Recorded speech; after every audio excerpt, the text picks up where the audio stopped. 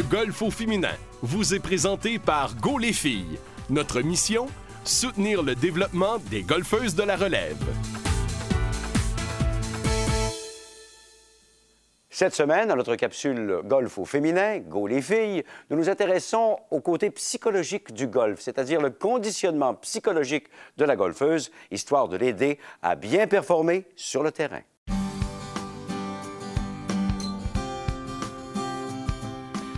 La plupart des golfeurs s'entendent pour dire que le golf, c'est 20 de technique et 80 mental. Quand je parle de mental, je parle de cet état qu'on appelle la zone, le flow ou encore quand on est dans sa bulle. Vous savez, quand on est complètement absorbé par ce qu'on fait et que tout nous semble facile et nous réussit. Plusieurs personnes pensent qu'on atteint cet état-là juste si on a une bonne journée, si on est chanceux, bref, si les planètes sont alignées. C'est un mythe. On peut être dans cet état à volonté, à condition de savoir gérer nos émotions. Pourquoi? Parce que les émotions qu'on ressent provoquent des réactions dans notre corps et que ces réactions-là ont un impact direct sur la façon dont on joue et les résultats qu'on obtient. 3 exemples. Quand on est fâché ou contrarié, il arrive qu'on réagisse sans penser aux conséquences. C'est ce qu'on appelle action-réaction.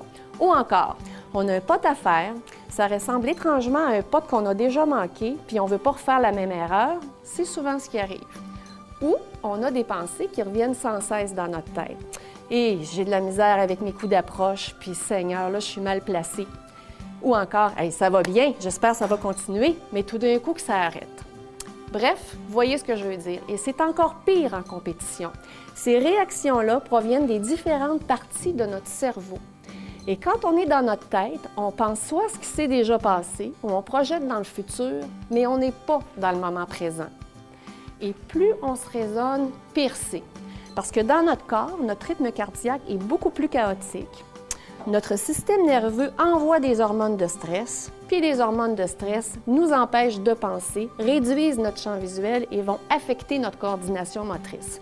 Au golf, ça veut dire on prend des mauvaises décisions, on calcule mal la direction, la distance, on prend notre bâton moins bien, trop de tension, on va frapper trop fort, pas assez fort, et j'en passe. Cependant, quand on sait comment gérer nos émotions, à ce moment-là, notre rythme cardiaque redevient ordonné et régulier et on reprend possession de tous nos moyens. Ça veut dire qu'on est dans le moment présent et que notre tête, notre intuition et la fluidité de nos mouvements vont collaborer ensemble pour nous permettre une performance optimale. Saviez-vous qu'on peut développer la gestion de nos émotions pareil comme on pratique une technique de golf?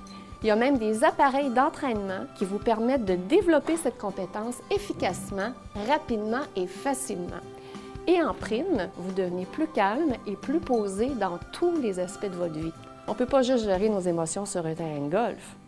Imaginez l'impact à la maison, à l'école, au travail et dans vos relations.